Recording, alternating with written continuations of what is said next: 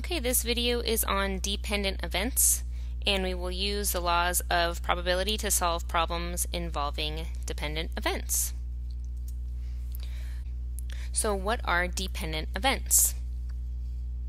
Events are considered to be dependent if the probability of the first event occurring influences the probability of the second event occurring. So the probability of the first event occurring affects the probability of the second event occurring. What are some examples of this? Well, some examples are, some classic examples are if you're dealing with a deck of cards and you pick a card and you keep the card. So now the second event occurring, which may be taking another card out of the deck, is affected because there's one less card in the deck. Another classic example is when you're dealing with marbles or candy. You have marbles or candy in some sort of container. You have the probability of picking one kind of candy or marble out of that container. You take that candy or marble out of the container, and now you have one less candy, and so the probability of finding the next event happening is affected, is changed. We also think of dependent events as not replacing. So when we had independent events, if we took a card out of the deck or a marble out of our jar, then we put it back, and so the total number of cards or marbles stayed the same. With dependent events, we are not replacing whatever item we take out. We're not going to put back the card, we're not going to put back the marble, we're not going to put back that piece of candy. So there is a formula for dependent events. The formula for dependent events is the probability of event A and event B occurring is equal to the probability of A times the probability of event B given that A has already occurred. So what this means right here, this is conditional probability, which I have another video on that. But this says this means the probability of B occurring given that A has occurred. And the shortened notation here is this symbol right here. This means and. You see and, you think I'm going to multiply the probability of these two events. And then you have to think, okay, is it independent? Are they independent events or are they dependent events? That's something that you have to think about. Does the probability of the probability of the first event occurring affect the probability of the second event occurring? Okay. So we're pretty close to Halloween time when I made this video, and I was just thinking of like my dream Halloween basket. What would be in my dream Halloween basket? Well, it would be Reese's Peanut Butter Cups, some M&Ms, and some Butterfingers. Those are my absolute favorite kinds of candy. And actually, I raid my kids' Halloween basket for these, and I'm like, what do you mean peanut butter cups? I never saw any. And then meanwhile in my candy cabinet I have all the Reese's Peanut Butter Cups. So let's do an example of some probabilities, finding dependent probabilities with this idea. So say I have a Halloween basket, there's 7 Reese's Peanut Butter Cups in it, there's 4 M&M snack size packets in it, and there's 3 Butterfingers. So we want to find these probabilities. So we're going to, oh, and I didn't put here, we're going to pick, we're picking 3 pieces of candy out of this basket. So for this first problem, we want to find the probability that of the 3 pieces of candy we pick, all 3 are Reese's Peanut Butter Cups. So when I write this problem out of what I'm going to calculate, I have the probability that it's going to be a Reese's and a Reese's and a Reese's. Well, maybe the first thing I want to do is find the total amount of pieces of candy we have. We have 7 plus 4 plus 3. So the total pieces of candy that we have in the basket is 14. So I'm going to be taking a Reese's Peanut Butter Cup out, and I'm going to keep it. And then I'm going to go in and get another Reese's Peanut Butter Cup, and I'm going to keep that one. And then I'm going to go in and get another Reese's Peanut Butter Cup and get that one. So the first time I reach into the basket, my probability of getting a Reese's is 7 out of 14. Ooh, that's pretty good. It's 1/2. And then I keep that or eat it. And the second time I go in, I don't have 7 Reese's anymore. I have 6. And I don't have 14 pieces of candy. I only have 13. Yes? And the third time I go in, I don't have 6 anymore. I only have 5 Reese's out. And I don't have 13 pieces, I have 12. So each time I go in, I'm subtracting 1 from both the numerator and the denominator. I have 1 less Reese's peanut butter cup, and I have 1 less total piece of candy.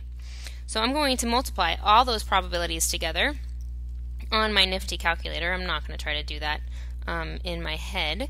I get 5 over 52, or 0.0962 to 3 significant figures. Or if I put it in a decimal or in a percentage, it's 9.62%. So that's the probability of getting all 3 Reese's peanut butter cups. So I just switched the order of the problem. So if you're paying close attention, you might realize I just switched number 2 with number 3. And the reason why I did that, well, that you'll realize why I did that in a second. For the second problem, I want to find the probability that the first candy I get is a Reese's, the second candy I get is a Reese's, and then the last candy I get is a Butterfinger. So I'm going to go in and I'm going to get a Reese's, and then a Reese's, and then a Butterfinger. So the first time I go in, there's 7 Reese's out of 14 candies. And then I keep that Reese's and I go in again and I get another Reese's. So now there's 1 less Reese's and 1 less piece of candy. And then the third time I go in, I get a Butterfinger. So there's 3 Butterfingers, but there's only 12 pieces of candy now. So I have to multiply all those together. And when I do that, I get 3 out of 52, or I get 0.0577 to 3 significant figures, or I can write it as a percentage. I'm just giving you all the different options that you can give your final answer. You don't have to give me all 3. Great, so the probability of getting candies in that order, well, yeah, it's less than this one because I was very specific about the order that these have to happen. First I get a Reese's, then I get a Reese's, then I get another Reese's, and then the last time I have to get a Butterfinger. It's a pretty small probability that that's going to happen. For the third problem, I want to know the probability that I get 2 Reese's and 1 Butterfinger. It doesn't matter, the way that these two problems are different is it doesn't matter the order of these. So the first time I can get a Reese's, and then a Butterfinger. Or another way I can get 2 Reese's and 1 Butterfinger is the first one could be a Reese's, the second one could be a Butterfinger, and then the third one could be a Reese's.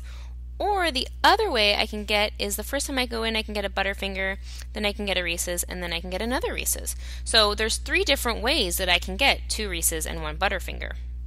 Well, how do I calculate that? What I do is I take the probability of getting this Reese's and then a Reese's and then a Butterfinger, and I multiply it by the number of possibilities. Well, there's 3 ways that this can happen. So I'm going to multiply 3 over 52, or any of these, even in decimal I can do it, by 3, because there's 3 ways that this can happen. So when I do that, I can just do 3 times 3, which is 9, so 9 over 52, which as a decimal is slightly bigger. It's 0.173, or if we think of it as a percentage, 17.3%. There's a 17.3% chance that when I get 3 pieces of candy, I'm getting 2 Reese's and 1 Butterfinger. It's much bigger than this probability, which the order matters. For this last problem of the video, I want to look at completing a tree diagram. There's tons of these kinds of questions on IB. I see them almost on every single test. And they usually have the tree diagrams partially filled out, and this is a tree diagram for probability. We've done tree diagrams for finding the sample space, but this would be a tree diagram kind of taking it to the next level for filling out probability.